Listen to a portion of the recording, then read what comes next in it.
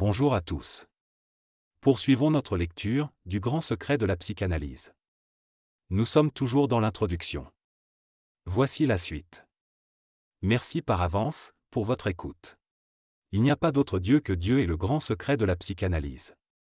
Essayons tranquillement de prendre les choses à partir de là. C'est une hypothèse tout à fait crédible, tout à fait soutenable.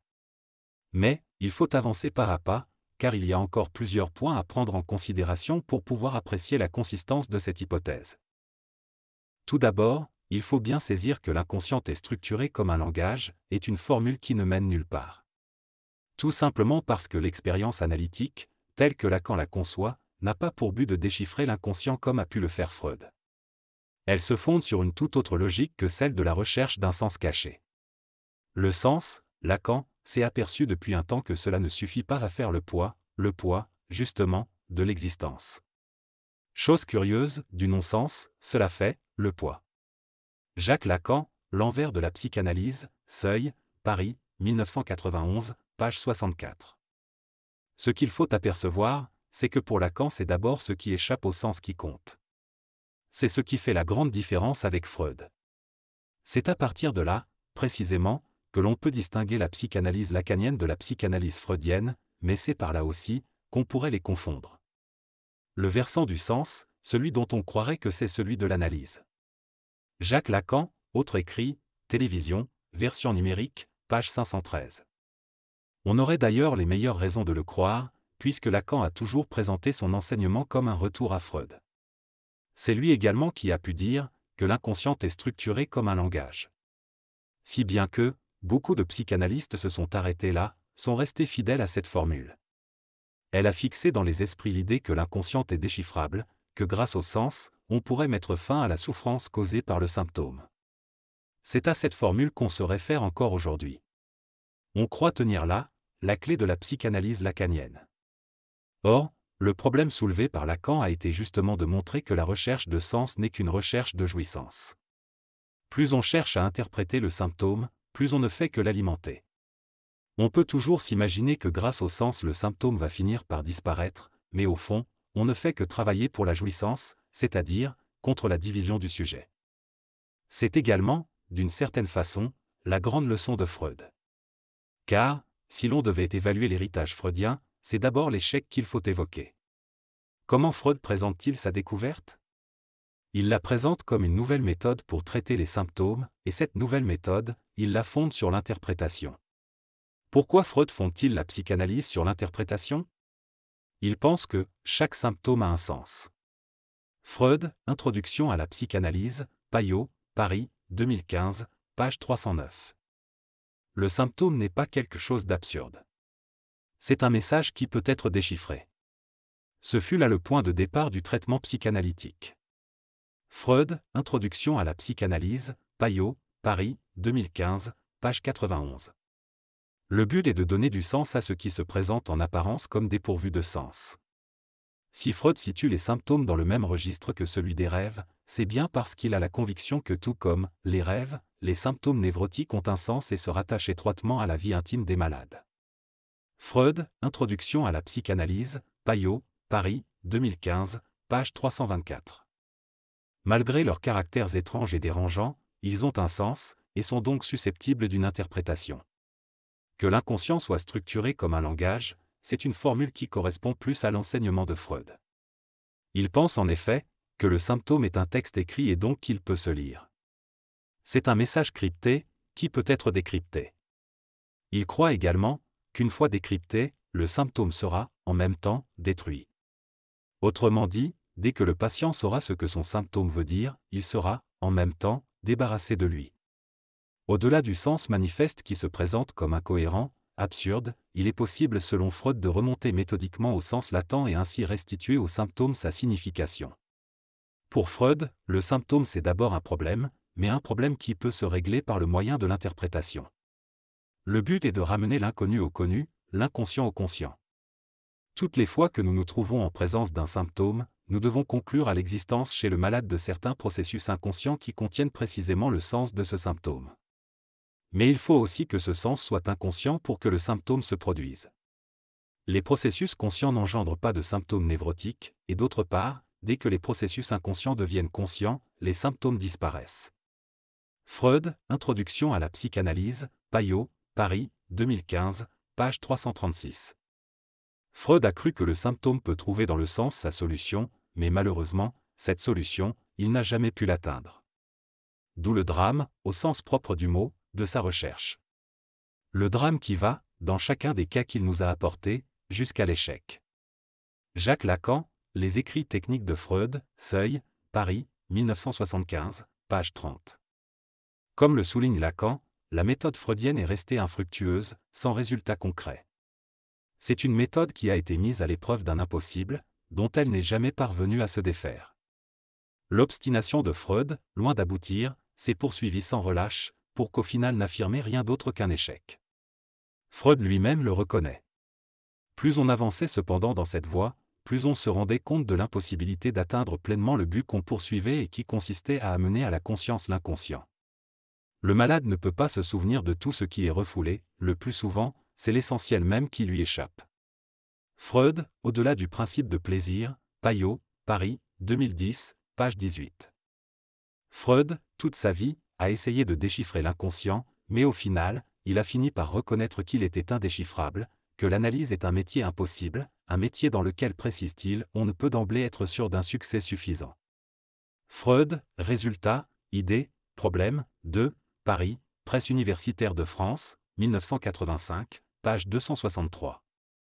La psychanalyse freudienne se résume donc à un échec, mais cet échec ne la compromet absolument en rien. Cela a permis à Lacan notamment de comprendre que l'inconscient est structuré comme un langage est une voie qui ne mène nulle part. L'intérêt, le plus précieux, n'est pas cependant dans les observations intéressantes, cliniques ou théoriques, qui s'y trouvent, il n'est pas dans cette exigence de sens, mais dans la reconnaissance de son propre échec. C'est ce qui sauve d'ailleurs la psychanalyse freudienne d'être une imposture. Pour aborder correctement l'enseignement de Lacan, il faut donc tout d'abord comprendre que l'inconscient est structuré comme un langage, est une voie qui ne mène nulle part. C'est le premier obstacle à franchir pour pouvoir avancer dans la bonne direction. Une fois que l'on est parvenu à dépasser cette étape, il faut se concentrer davantage sur « il n'y a pas d'autre de l'autre ». Il ne faut surtout pas se tromper de formule. Il n'y a pas d'autre de l'autre est la formule la plus importante à retenir, car Lacan est principalement guidé par elle. Elle gouverne son enseignement de bout en bout. La seule prise en compte de cette formule permet de rendre compte de la logique lacanienne. Ce qui est décisif chez Lacan, ce n'est pas l'inconscient est structuré comme un langage. Mais, il n'y a pas d'autre de l'autre. Ce n'est pas sans raison, qu'il la présente d'ailleurs comme « le grand secret de la psychanalyse » dans son séminaire Le désir et son interprétation. Jacques Lacan, Le désir et son interprétation, Paris, édition de La Martinière, 2013, page 353. Après, il faut bien voir d'où cette formule provient. Elle ne vient pas en tant que telle de la psychanalyse. Lacan ne l'a pas trouvée chez Freud. Mais dans la tradition islamique. Il n'y a pas d'autre de l'autre n'est en fait qu'une reprise, d'il n'y a pas d'autre Dieu que Dieu. Ce n'est qu'une réécriture, un peu masquée, rien de plus. L'important est de voir l'homologie entre les deux formules. Ce sont deux grands piliers qui sont centrés essentiellement sur la négation. Tous les il n'y a pas chez Lacan, y compris le il n'y a pas de rapport sexuel, ne font que reprendre ce il n'y a pas de l'islam. Ensuite, il faut bien remarquer que ce il n'y a pas est toujours chez Lacan, comme dans l'islam, équivalent au semblant. Cela veut dire qu'il n'y a pas de garantie de ce côté-là, qu'il n'y a rien, à ce niveau-là, qui puisse soutenir l'existence du sujet. Aussi, il faut bien voir que ce il n'y a pas s'oppose au grand autre qui est la véritable garantie. Cette opposition, on la trouve à la fois chez Lacan et dans l'islam. Quand Lacan nous dit qu'il n'y a pas d'autre de l'autre, c'est avant tout pour rappeler, comme dans l'islam, que le grand autre est sans équivalent, sans pareil, sans égal, qu'il est la seule et unique garantie. Chez Lacan comme dans l'islam, il faut soigneusement distinguer les semblants de la garantie pour ne pas faire d'associationnisme, du shirk. Il ne faut surtout pas confondre la cause du désir avec les objets du désir. La garantie, ce qui soutient réellement le sujet, pour Lacan comme pour l'islam, se situe uniquement au niveau de la cause, qui correspond au grand autre, à l'un, au réel. L'autre point important est de bien voir que l'expérience analytique et l'islam répondent à une orientation commune. Qu'est-ce que peut bien viser l'expérience analytique ? Elle vise exactement la même chose que l'islam. L'expérience analytique comme l'islam vise le réel. L'important pour Lacan est de s'orienter en direction du réel, mais cela n'est pas important que pour Lacan, c'est aussi le cas pour l'islam. Le djihad, c'est avant tout le combat contre soi-même, c'est le combat du retrait du voile, un combat spirituel, jusqu'à ce que se produise pour l'homme un état entraînant la mort, ou quelque chose qui s'en rapproche, puis dans l'orientation de l'homme en direction du réel. Ibn Khaldoun, La Voie et la Loi, Actes Sud, 1991, page 152. La religion, en tous les cas l'islam, n'a pas pour but de donner du sens comme peut le suggérer Lacan dans Le Triomphe de la religion. L'islam n'a pas pour fonction de sécréter du sens, ou de trouver une correspondance de tout avec tout. Lacan nous désoriente lorsqu'il nous dit que la religion a pour but de sécréter du sens. Jacques Lacan, Le Triomphe de la religion, Paris, Seuil, 2005, page 82. En tous les cas ce n'est pas l'objectif de l'islam. L'islam vise un réel hors sens. Il faut savoir que dans l'islam, on donne avant tout la primauté au rêve, à ce qui échappe au sens.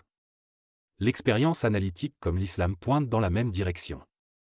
Le but est de déconstruire tous les semblants pour se mettre en rapport avec le réel. Le réel est là depuis toujours, mais c'est juste qu'il est recouvert par les semblants. Quant aux semblants, ils ne sont pas seulement faux, ils sont surtout nocifs puisqu'ils constituent des obstacles à l'accès au réel. Il s'agit donc, avant tout, de déconstruction. La méthode lacanienne ne consiste pas à déchiffrer l'inconscient comme a pu le faire Freud, elle vise essentiellement à détruire les obstacles qui se trouvent entre le sujet et le réel. C'est seulement en passant par la déconstruction que l'on peut accéder à la garantie, à ce qui soutient réellement le sujet, à savoir le réel. Dans la psychanalyse lacanienne, comme dans l'islam, il ne faut croire en rien sauf au réel. Il faut bien comprendre également que le véritable problème pour Lacan, ce n'est pas le symptôme. Tout ce qui se passe dans les névroses est quelque chose qui justement est fait par quelque côté pour suppléer. Jacques Lacan, La relation d'objet, Seuil, Paris, 1994, page 399. Le véritable problème, c'est le délire d'autonomie, c'est la croyance à l'autonomie du moi. C'est cela essentiellement qui fait barrière, qui voile et qui empêche le sujet d'accéder à la cause, à la garantie. C'est pourquoi Lacan conçoit toujours l'expérience analytique comme l'envers de l'autonomie. Le sujet doit être délivré justement de cette fausse croyance. La psychanalyse lacanienne concerne, avant tout, un sujet qu'elle situe essentiellement comme dépendant d'une cause, et l'enjeu dans l'expérience analytique est de le conduire à assumer la dépendance à cette cause. Il faut concevoir l'expérience analytique comme une régression vers le réel, vers la cause qui est à l'origine du sujet, et cette régression vers le réel est avant tout une destruction, une remise en question de l'autonomie du moi.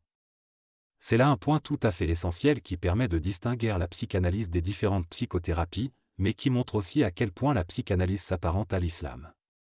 Enfin, il faut bien saisir que la psychanalyse lacanienne vise la cause du désir, et que l'islam vise la cause de la foi. C'est la même orientation. Quand Lacan dit que l'expérience analytique porte sur la cause du désir, eh bien il ne dit pas autre chose que l'islam. L'islam n'a pas pour but de donner du sens, mais de permettre au sujet de sauvegarder, ou de retrouver la foi. La foi, la Rama d'Allah, en ur, la lumière, ne peut se retrouver qu'à condition de détruire les semblants, les fausses idoles. C'est précisément ce que Lacan essaie de faire dans la psychanalyse. Le but est de déconstruire les fausses idoles qui empêchent le sujet d'accéder à la cause de son désir. C'est la même méthode, il suffit de remplacer la foi par le désir. L'essentiel est de voir qu'il y a dans l'islam et dans l'expérience analytique exactement la même logique à l'œuvre.